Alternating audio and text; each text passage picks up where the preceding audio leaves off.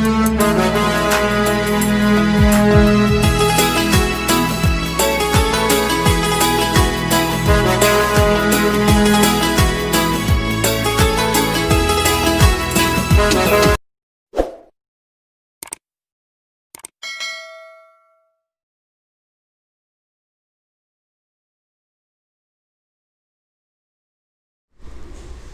गुरुदेव। विद्यार्थी मित्रों, धोरण 10 सामाजिक विज्ञान नवु प्रकरण शुरू करिए छीए।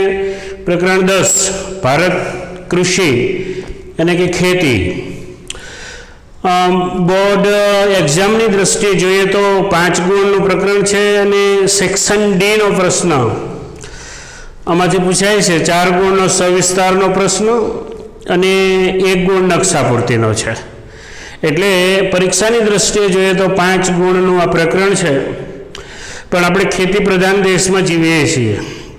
कृषि प्रधान देशना ए व्यक्ति नागरिक तरीके ए आपणा माटे तो बहुत महत्वनुं प्रकरण है खेती विषे जाणवुं। केम के आपणे सहज रीते कोई ने कोई एंगले कृषि साथे जोड़ायेला होय छे। एटले आ विषयक बेसिक जो इन्फॉर्मेशन होय ए आपणी पासे ऑलरेडी होय छे, पण केटलीक वधारानी माहितीओ के अमुक एवा कृषि पाको जो आपणा विस्तारमां के प्रदेशमां न थता होय ए विषयक माहिती मळे। आजनुं विज्ञान जे छे ए क्या प्रकारनो अभिगम धरावे छे, आवी महत्वपूर्ण माहितीओ आ प्रकरण में आपणे जोईशुं। शुरुआत करिए प्रकरणनी प्रस्तावनाथी। प्राचीन समयथी खेती ए भारतनुं एक महत्वनुं अंग छे। भारत में कृषि ए व्यवसाय नथी पण मनुष्य जीवन जे छे, समाज जीवन छे एनो एक अंग छे। समाज जीवन साथे वणाई गेली बाबत छे। એટલે આપણે એને માત્ર વ્યવસાયથી ઓળખીએ એથી બેટર એ છે કે આપણા જીવનનું એક અભિન્ન અંગ છે, ખાસ કરીને ભારતના સંદર્ભે। પ્રાચીન સમયથી ભારતમાં કૃષિ થતી આવી છે અને આજ સુધી એ આપણી આર્થિક જે પ્રવૃત્તિઓ છે એમાં મુખ્ય પ્રવૃત્તિ ખેતી રહી છે। આ કૃષિનું ભારતીય સમાજ જીવને બહુ મોટું પ્રદાન છે। એટલે ખેતી એ ભારતનું એક મહત્વનું સંસાધન છે। ભારતમાં વિધાનના દ્રષ્ટિએ પૂછી શકાય કે ભારતમાં કૃષિ એક મહત્વનું સંસાધન છે અથવા તો ભારત કૃષિ પ્રધાન દેશ છે। તો અહીંયા એની સમજૂતી આપી છે કેમ ભારતમાં કૃષિ ખૂબ મહત્વનું સંસાધન ગણવામાં આવે છે। તો જે આપણો કુલ શ્રમિક વર્ગ છે એને 60% લોકોને રોજગારી ખેતીમાંથી મળે છે। કુલ શ્રમિક વર્ગ જે હોય કામ કરવા યોગ્ય વ્યક્તિઓ એમાંથી 60% લોકો રોજગારી ખેતીમાંથી મેળવે છે। ખેતી આપણને માત્ર ખોરાક જ પૂરો પાડે છે એવું નથી, કેટલાક ઉદ્યોગોનો કાચો માલ એ પૂરો પાડે છે। જેમ કે કાપડ ઉદ્યોગ છે તો એનો કપાસ, तेल जे बने छे तो एना माटे तेलीबिया जे छे, शण उद्योग माटे शण छे, खान उद्योग माटे शेरड़ी छे। तो आम केटलाक उद्योगोने रॉ मटीरियल पूरुं पाडे छे। एटले इंडस्ट्रियल डेवलप माटे पण महत्वनी भूमिका छे। बीजी एक महत्वनी बात के केटलीक चीज वस्तुओनी आपणे निकास करीए छीए। आपणो जे निकास वेपार छे ए निकास वेपारमां 18% हिस्सो कृषिनो छे। એટલે હુંડિયામણની પ્રાપ્તિમાં પણ એક મહત્વનું સંસાધન છે।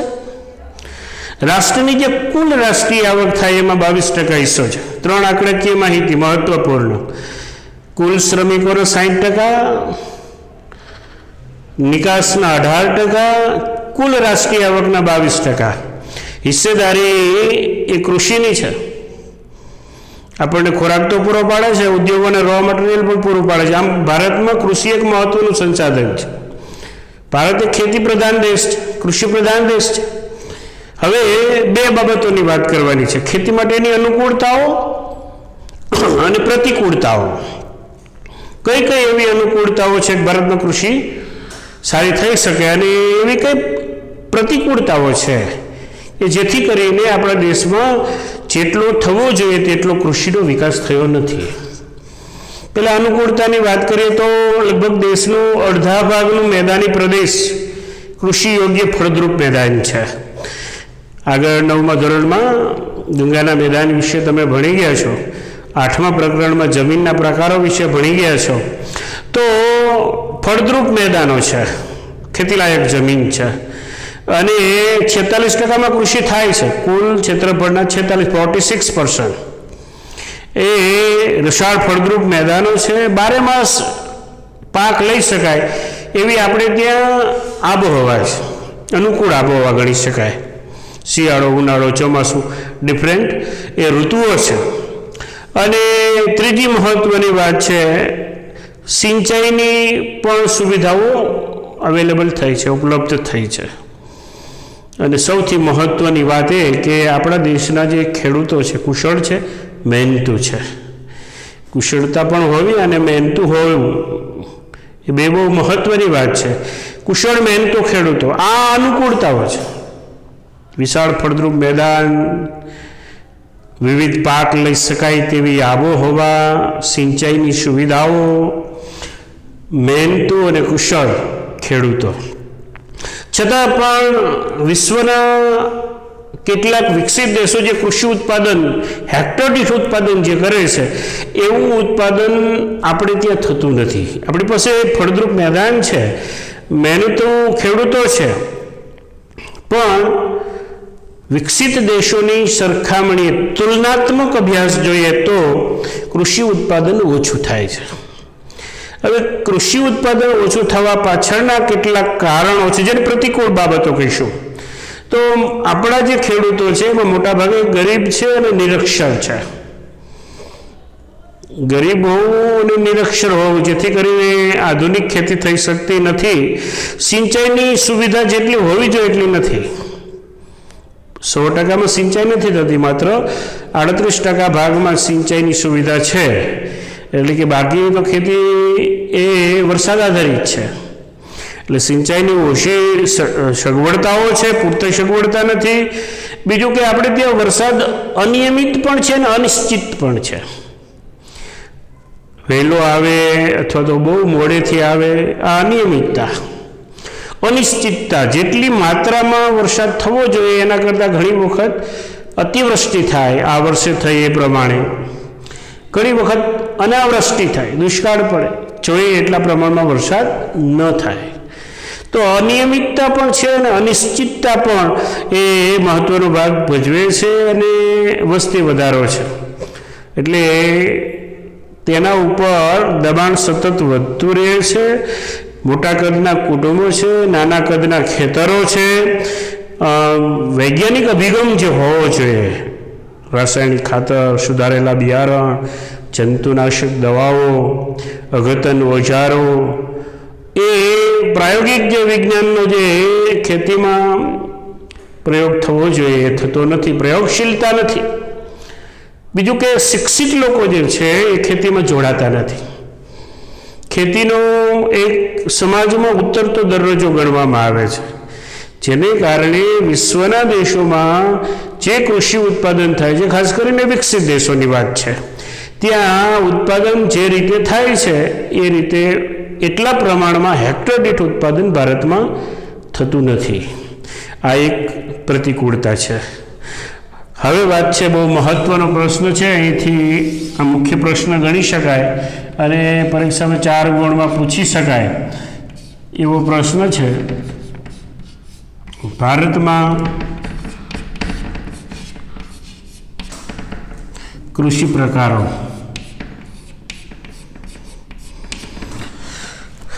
ભારતના કૃષિ પ્રકારો જણાવી તેના વિશે વિગતે માહિતી આપો એવો 4 ગુણમાં પ્રશ્ન પૂછી શકાય. બહુ અગત્યનો પ્રશ્ન છે અને 6 મુદ્દાઓ છે, એની છણાવટ એ અનિવાર્યપણે વ્યવસ્થિત કરવી જરૂરી છે. તો સામાજિક આર્થિક સ્થિતિ દેશની, રાષ્ટ્રીય રાજનીતિ અને અર્થતંત્ર, એના આધારે કૃષિ વ્યવસ્થા જે છે આપણું, આ ત્રણેય ઉપર કૃષિનું વર્ચસ્વ શરૂઆતમાં જ વાત કરી. પણ આ જે પ્રકાર છે 3 બાબતને ધ્યાનમાં લઈને પાડવામાં આવે: સિંચાઈની પદ્ધતિઓ, ખેત પેદાશો અને આર્થિક વળતર. આ 3 બાબતને ધ્યાનમાં લઈ અને કૃષિ પ્રકારો પાડવામાં આવે.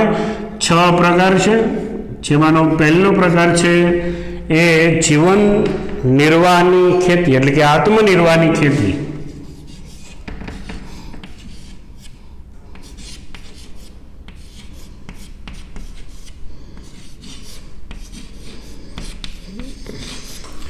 જીવન નિર્વાહની ખેતીને આત્મનિર્વાહની ખેતી પણ કહેવાય. સમજીએ. આઝાદી પછી ભારત સરકારે વિવિધ યોજના, આયોજન પંચ જે આપણું છે અને સરસ મજાની યોજનાઓ બનાવી કે કૃષિ ઉપર જે લોકો નિર્ભર છે એનો ઉત્કર્ષ થાય, ખેતીનો વિકાસ થાય. એ હેતુ માટે કેટલીક કૃષિલક્ષી યોજનાઓ બનાવી. છતાં પણ આજે ભારતના ખેડૂતો જેટલા સદ્ધર હોવા જોઈએ એટલા નથી. અને એનું કારણ એ છે કે દરેક પાસે પૂરતા પ્રમાણમાં કૃષિ જમીન નથી. નાના કદના ખેતરો છે. આર્થિક સ્થિતિ ગરીબ હોવાનું મૂળ કારણ એ આ જ છે. નાના કદના ખેતર છે એટલે એ આધુનિક ખેતી નથી કરી શકતા, પોસાય નહીં. સુધારેલા બિયારણ, રાસાયણિક ખાતરો, જંતુનાશક દવાઓ, અગત્યના ઓજારો એને પોસાય નહીં, કેમ કે ખેતર નાના છે. પરિણામે મર્યાદિત ઉત્પાદન થવાનું છે અને જે ઉત્પાદન થાય છે તે ખેડૂતના પરિવારના ભરણ પોષણમાં ખર્ચાઈ જાય છે. આમ એના પરિવારનું જીવન નિર્વાહ ચાલે એવી ખેતી છે એટલે એને જીવન નિર્વાહની કે આત્મનિર્વાહની ખેતી કહેવાય. ઠીક છે, કેટલાક વર્ષોથી આધુનિકતા તરફ પ્રયાણ થઈ રહ્યું છે, આમાં પરિવર્તન આવી રહ્યું છે. ભારત સરકારે ઘણા પ્રયાસો કર્યા છે, પણ છતાં હજુ મોટાભાગની ખેતીમાં એ આ પ્રકારની ખેતી જોવા મળે છે. આત્મનિર્વાહની ખેતી મહત્વનો ટોપિક હતો. ત્યાર પછી બીજી છે સૂકી ખેતી, શુષ્ક ખેતી.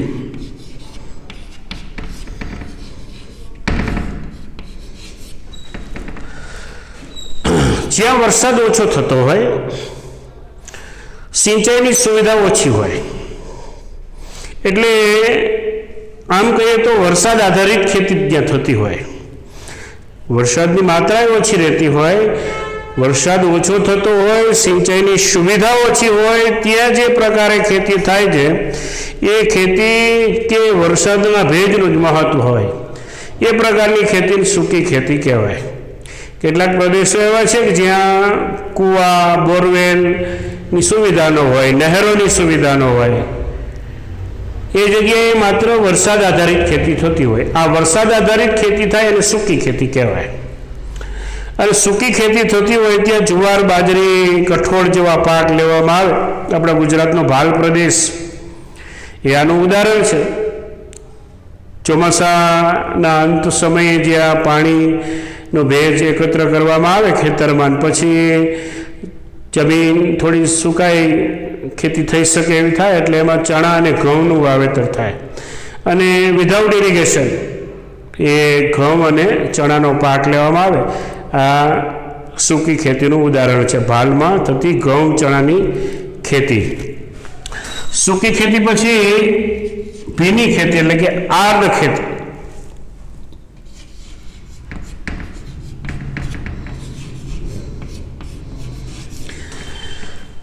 આર્દ સંસ્કૃત શબ્દ અર્ધ થાય ભીનું.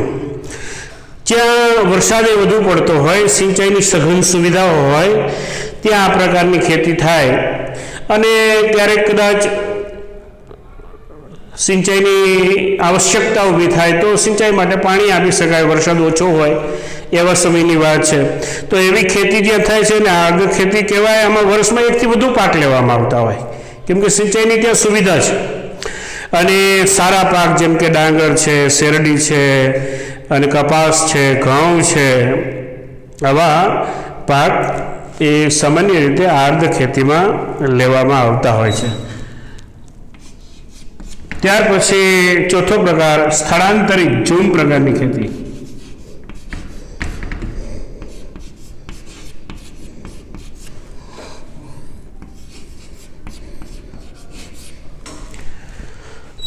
સ્થળાંતરિત ખેતી એટલે જંગલ વિસ્તાર હોય ત્યાં વૃક્ષોને કાપી જગ્યા સાફ કરી અને થોડા સમય માટે ખેતી કરવામાં આવે, એ જગ્યાએ ફળદ્રુપતાનું પ્રમાણ ઘટે. ખાસ કરીને જે વિસ્તારમાં ગાઢ જંગલો છે અને પર્વતીય ક્ષેત્ર છે, ત્યાં તળેટી ભાગો હોય, ત્યાંના જનજાતિ પ્રજા હોય એ જગ્યાને સાફ કરે, ખેતી કરે. 2-3 વર્ષ સુધી પાક લીધા પછી ત્યાં ફળદ્રુપતાનું પ્રમાણ ઘટે એટલે ત્રીસવે અન્ય જગ્યા ઉપર જંગલ કાપી સાફ કરી જગ્યા ચોખ્ખી થાય પછી ત્યાં ખેતી કરે. મર્યાદિત માત્રામાં નાનું ખેતર બને અને ત્યાં એ પદ્ધતિએથી ફરી ખેતી કરવામાં આવે તો એક જગ્યાએથી બીજી જગ્યાએ મૂવ થાય છે, સ્થળાંતરિત થાય છે. એટલે એને સ્થળાંતરિત ખેતી કે ઝૂમ પદ્ધતિની ખેતી કહેવાય. સામાન્ય રીતે આ પ્રકારની જે ખેતી થતી હોય એ ખેતીમાં એ ધાન્ય પાક છે, સામાન્ય જાડા ધાન્ય છે, જુવાર, બાજરી, મકાઈ અને શાકભાજીના કે કઠોળના પાક લેવામાં આવતા હોય છે. અને ઝૂમ પદ્ધતિની જ્યાં ખેતી થાય છે, સ્થળાંતરિત ખેતી, ત્યાં ઉત્પાદન પણ મર્યાદિત થતું હોય, સામાન્ય થતું હોય. ત્યાર પછી એક વિશિષ્ટ પ્રકાર છે બાગાયતી ખેતી.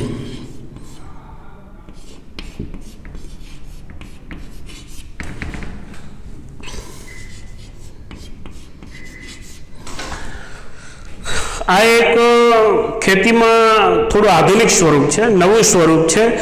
વધુ ઉત્પાદન મેળવવા માટે અને વધુ આવક મેળવવા માટે, વળતર વધુ મળે એ પ્રકારની ખેતી છે. ઠીક છે, તેમાં ઇન્વેસ્ટમેન્ટ પણ વધુ કરવું પડતું હોય છે.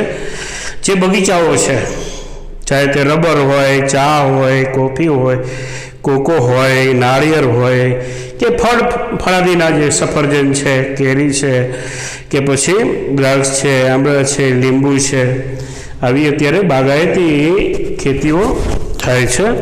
તો એ બાગાયતી પ્રકારની જે ખેતી થાય છે, એ બાગાયતી ખેતી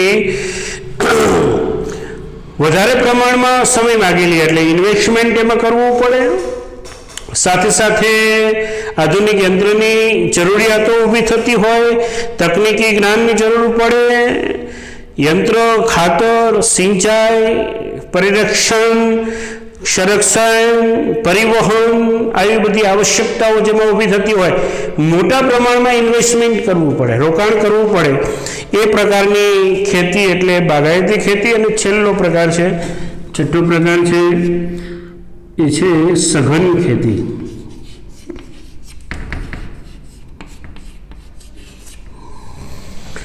સઘન ખેતી એક એવી ખેતી કે જ્યાં સિંચાઈની ખૂબ સારી સગવડ હોય, રાસાયણિક ખાતર, સુધારેલા બિયારણ, જંતુનાશક દવાઓ અને આધુનિક ઓજારોનો ઉપયોગ કરી જે ખેતી કરવામાં આવે તેને સઘન ખેતી કહેવાય. સઘન ખેતીમાં મોટાભાગે રોકડિયા પાકો લેવામાં આવતા હોય.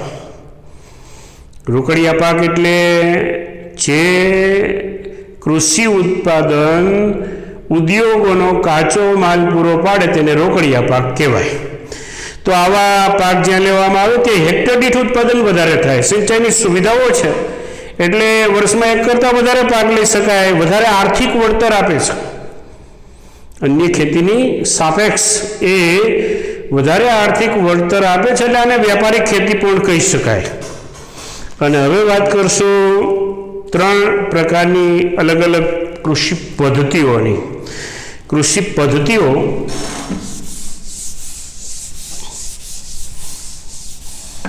ભારતમાં 3 કૃષિ પદ્ધતિઓ છે. મહત્વનો પ્રશ્ન છે, આ પણ પ્રશ્ન પૂછી શકાય, 4 ગુણમાં એવો પ્રશ્ન છે.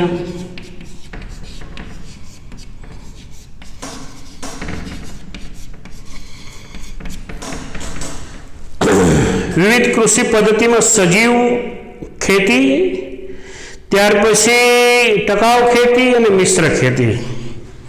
તો શરૂઆત કરશું પહેલું સજીવ ખેતી. અથવા તો જૈવિક ખેતી પણ કહી શકાય સજીવ ખેતીને. સજીવ ખેતી એટલે કે જેમાં રાસાયણિક ખાતર કે કીટનાશકોનો ઉપયોગ કરવામાં ન આવે. કેમ કે આજે આપણે જોઈ રહ્યા છીએ કે રાસાયણિક ખાતર અને કીટનાશકોનું એ જે કૃષિ ઉત્પાદન છે એમાં વિપરીત અસરો ઊભી થઈ રહી છે, નેગેટિવ ઇફેક્ટ આવી રહી છે. અનાજ હોય તો હવે શાકભાજી હોય, ફળાદી હોય, એમાં એ સોડમ એની જે સ્વાદ એ આવતો નથી. એનું કારણ આ જંતુનાશકો કે રાસાયણિક ખાતરો છે. એટલે એની હાજરી પણ એમાં નોંધાઈ રહી છે. એને દૂર કરી અને સંપૂર્ણ નૈસર્ગિક રીતે ઉત્પાદન લેવાની આ પદ્ધતિ છે. પર્યાવરણ સાથે મૈત્રીપૂર્ણ સંબંધ, જમીનની ઉત્પાદન ક્ષમતા ઘટે નહીં એ રીતે રાસાયણિક ખાતર જંતુનાશકનો ઉપયોગ કર્યા વગર, રાસાયણિક ખાતરોની જગ્યાએ જૈવિક ખાતરનો ઉપયોગ અને જંતુનાશકોની જગ્યાએ બાયો કંટ્રોલ, એના માટે લીમડાનું દ્રાવણ, છાશ, ગૌમૂત્રનો ઉપયોગ અને એ રીતે જે ઉત્પાદન લેવામાં આવે, આ પ્રકારની ખેતીને જૈવિક ખેતી કહેવાય. જેથી કરીને એમાં કુદરતી સ્વાદ હોય, મીઠાશ હોય, સોડમ હોય અને એની આજે બજારમાં ખૂબ માંગ છે. જેને કારણે એ પ્રકારની ખેતી કરનારા ખેડૂતોને સારું એવું વળતર પણ મળે. સજીવ ખેતી આજની તાતી જરૂરિયાત છે. ત્યાર પછી વાત કરશું ટકાઉ ખેતી, પોષણક્ષમ ખેતી.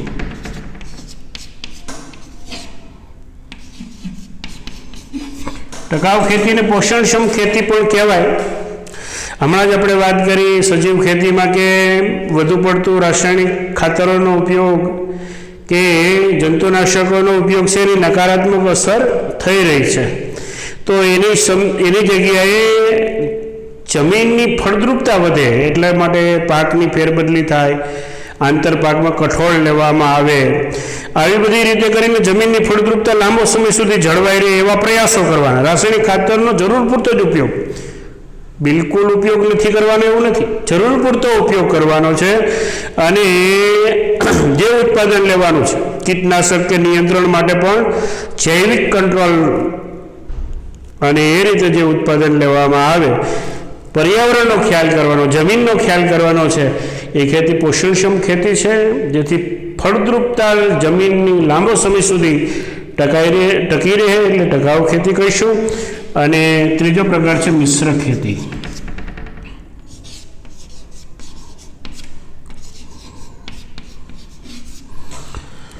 મિશ્ર ખેતી એટલે શું? તો કે મિશ્ર ખેતી ખેતીની સાથે સાથે એવી એક પૂરક પ્રવૃત્તિઓ કરવાની જે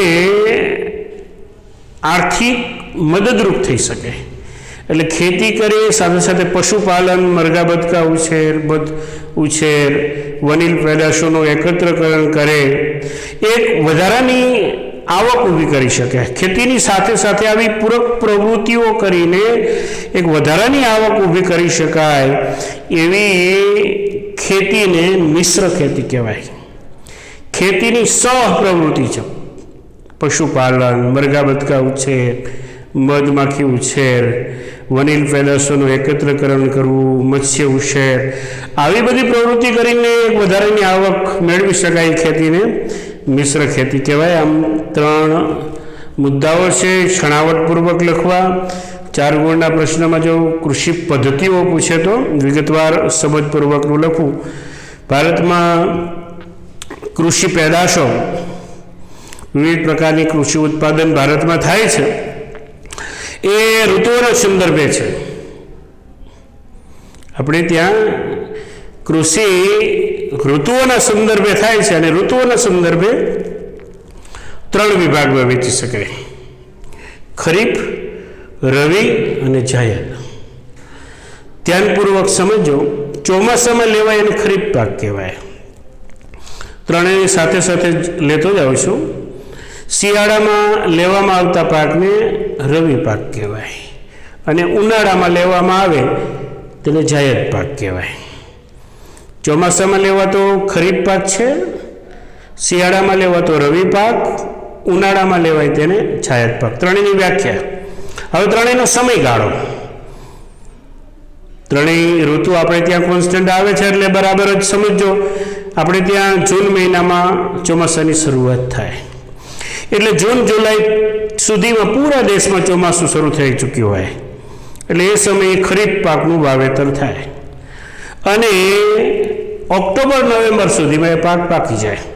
એટલે સમયગાળો શું થયો ખરીફ પાકનો?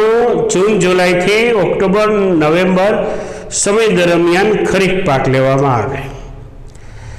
હવે ખરીફ પાક પછી સીધો જ રવિ પાક લેવામાં આવે. એટલે જે ઓક્ટોબર નવેમ્બરમાં ખરીફ પાક પૂરો થાય તો એ જગ્યાએ ઓક્ટોબર નવેમ્બરમાં રવિ પાકનું વાવેતર થાય. એટલે ઓક્ટોબર નવેમ્બરથી વાવેતર થાય અને માર્ચ એપ્રિલ સુધીમાં એ પાક તૈયાર થઈ જાય, એ રવિ પાક.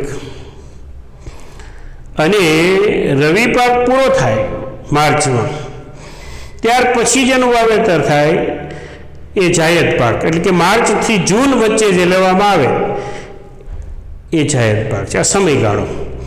ત્રીજી વાત, ઉદાહરણ. ઠીક છે, વધુ પડતા ઉદાહરણો હોય તો 4-5 ઉદાહરણ એ લખવા. તો ચોમાસામાં જે આપણે પાક વાવીએ છીએ, કપાસ છે, મકાઈ છે, મગફળી છે, એ ડાંગર છે, બાજરી છે, તલ છે, આ સિવાય પણ તમે ઘણા બધા પાક જાણો છો. આપણે ખેતી સાથે પ્રત્યક્ષ કે પરોક્ષ રીતે જોડાયેલા છીએ એટલે કૃષિ વિશે અને એના પાક વિશે આપણે જાણકારી હોય છે. સિવાય રવિ પાકમાં જોઈએ તો શિયાળામાં જે વાવેતર હોય, ઘઉં છે, ચણા છે, સરસવ છે, રાયડો છે, અળસી છે, એ શિયાળામાં લેવામાં આવે. ચણા છે, તો એ બધા પાકને એ રવિ પાક કહેવાય. ઉનાળામાં જે પાક લેવામાં આવતા હોય એવા કેટલીક જગ્યાએ સિંચાઈની સુવિધા હોય તો ત્યાં ડાંગરનો પાક લેવામાં આવે છે.